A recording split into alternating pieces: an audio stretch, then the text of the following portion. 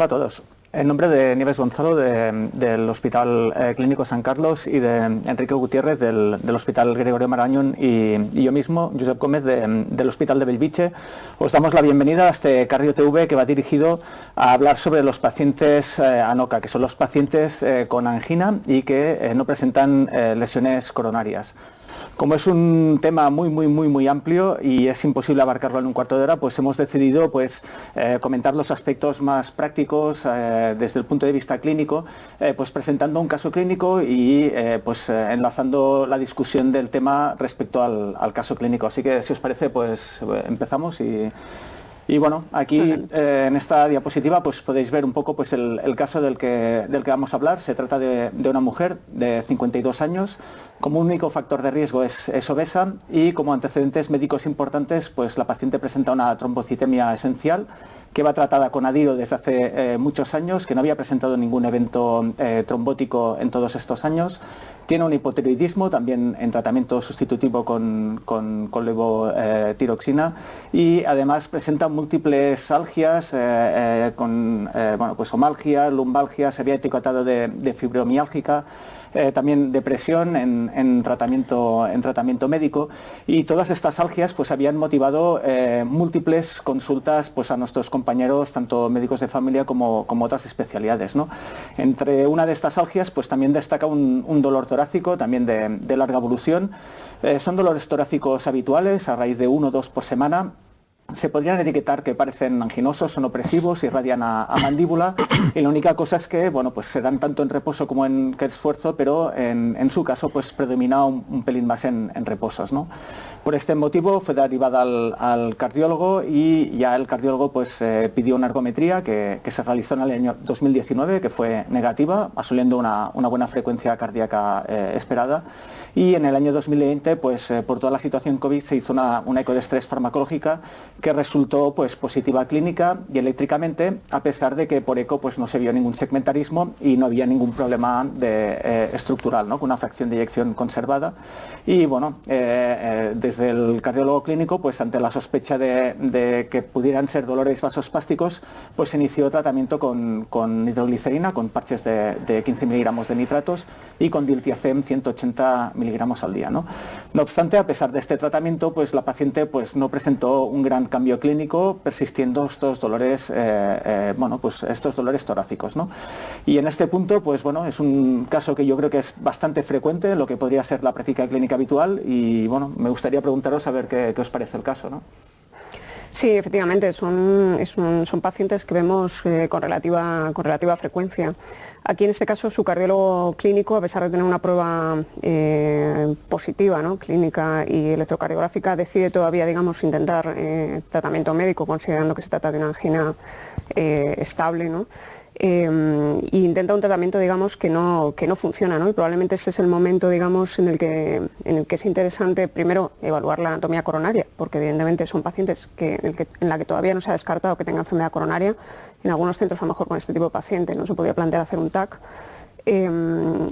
Y si se plantea hacer un cateterismo, pues es el tipo de paciente en el que, si no hay lesiones coronarias, justamente nos planteamos, ¿no?, en este momento ir a una evaluación más completa de cuál puede ser el problema subyacente, ¿no?, si no hay enfermedad epicárdica. En las guías más o menos esto también lo soportan, ¿no? Un poco de que bueno, pues cuando tenemos un paciente, ¿no?, que sospechamos que pueda tener, ¿no?, pues angina microvascular o puede tener vasospasmo, que no nos quedemos simplemente, ¿no?, pues con el cateterismo Corosanas, ¿no?, sino que intentemos ir un pelín más allá, ¿no?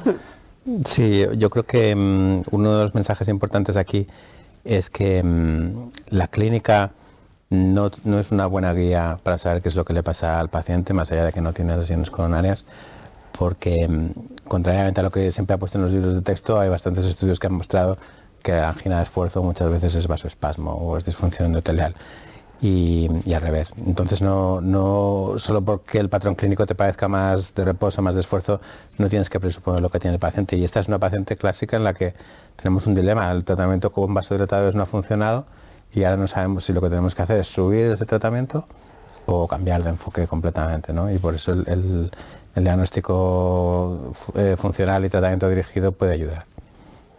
¿Cómo harías este cateterismo? ¿Lo haríamos un cateterismo habitual o en vuestro hospital hacéis algún cambio respecto a lo que sería un cateterismo estándar? Bueno, es un tipo de paciente en el que ya a priori a lo mejor se puede sospechar que efectivamente no va a tener enfermedad epicárdica, ¿no? En ese sentido, a lo mejor, por ejemplo, son pacientes en los que haber hecho una prueba no invasiva, ¿no?, que descarte enfermedad epicárdica, como un TAC, por ejemplo, puede ser útil. Si ya sospechas, digamos, que es una paciente en la que no va a haber enfermedad epicárdica, hay dos opciones. Realmente, hasta ahora, en la mayor parte de los casos, pues se hacía un primer cateterismo en el que se veía que no había enfermedad coronaria, se paraba y se programaba, digamos, un segundo cateterismo para hacer ya el estudio funcional. Yo creo que un poco la práctica, digamos, ya hacia lo que se tiende a ir para que realmente esto se implemente adecuadamente en la práctica clínica es poder hacerlo sobre la marcha, ¿no? Realmente ir con la idea de que si esa paciente, las coronarias son normales, poder directamente ya hacer el estudio funcional tanto de microcirculación como de vasospasmo con test de acetilcolina en el mismo procedimiento, ¿no? Yo creo que eso, si se hace de esta manera, pues evidentemente es mucho más favorable para el paciente porque le evita un procedimiento y también va a hacer que estos estudios se puedan implementar mucho más, ¿no? Esto tiene una serie de peculiaridades que a lo mejor ahora Enrique puede explicar, ¿no?, sobre cómo hacer ese cateterismo pensando ya, ¿no?, en la necesidad, digamos, de hacer el test de acetilcolina y el estudio de microcirculación, pero yo creo que hacia lo que deberíamos tender es a intentar hacerlos, digamos, sobre la marcha, ¿no?, tener ya una idea de que esos pacientes, si no tienen enfermedad coronaria, ir a hacer el estudio, ¿no? Claro, esto tiene una cierta logística, porque como la paciente está con 2 vasodilatadores, lo ideal sería que alguien se acordase de que esta paciente está con esta medicación y le recomendase suspenderla 48 horas. No sé, ¿cómo lo hacéis vosotros esto? Nosotros la noche de antes, en principio hacemos 18 horas, ¿no? O sea, la medicación del día de antes por la mañana pues se la puede tomar, la de la noche ya, y la del día de la prueba evidentemente no. Claro. Sí, algo así, ¿no? Por lo menos eso, en torno a 24 horas. Que no tome por lo menos pastillas de larga duración. Y luego está el tema de qué hacer con el cóctel vasodilatador, ¿no? Nosotros la verdad es que como no ponemos nitroglicerina en el cóctel, que solamente ponemos un poquito de vasonase, hacemos todos los cateterismos igual, no nos complicamos demasiado. Pero bueno, hay que tenerlo todo en cuenta porque te puede afectar a la sensibilidad del test. Y más o menos, ¿qué opciones podemos encontrar en el cateterismo? Si hacemos un estudio invasivo, ¿no?, funcional, ¿qué tipos de respuesta podemos encontrar, ¿no? Aparte de la guía de presión, ¿no?, que nos puede pues dar a la luz un poquito de lo que es la disfunción microvascular, también el test de acetilcolina, ¿no?, pues podemos encontrar distintos patrones, ¿no? No sé. Bueno, el test de acetilcolina consiste en inyectar concentraciones crecientes de acetilcolina en la coronaria izquierda o en la derecha, donde quieras, pero normalmente se hace en la izquierda, y se valoran 3 cosas. Se valoran los síntomas, la angiografía y el electrocardiograma. Entonces, normalmente el diagnóstico de vasospasmo exige que tengas una vasoconstricción importante, del 90% o así, acompañada de síntomas típicos y de cambios eléctricos. Y luego puedes tener pues, respuestas más inespecíficas en las que solo tengas dolor y cambios eléctricos, y que eso podría sugerir vasospasmo microvascular o que tengas vasoconstricción pero sin otros criterios. Eso ya, pues bueno, son respuestas que se quedan a veces un poco a mitad de camino, pero lo que buscamos es poder ser la concordancia de los 3 criterios. Bueno, pues si os parece, continuamos un poco con el caso, ¿no? Bueno, pues esta paciente se derivó para hacer un cateterismo. Como podemos ver en esta diapositiva, pues podemos ver que las arterias coronarias pues son lisas, prácticamente no hay indicios de arteriosclerosis, esto es lo que sospechaba.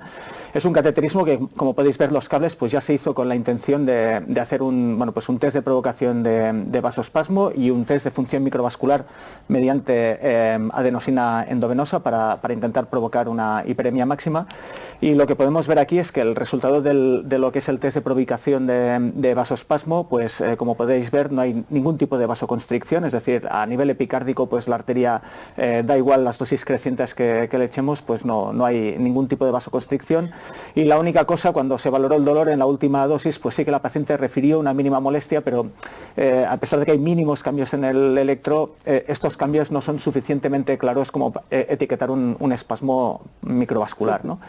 Nosotros siempre por protocolo hacemos primero el test de acetilcolina, si no tenemos que poner nitro, o sea, vamos directamente con el catéter guía, ponemos la acetilcolina por el catéter guía y valoramos los cambios eléctricos, el dolor y el cine, ¿no?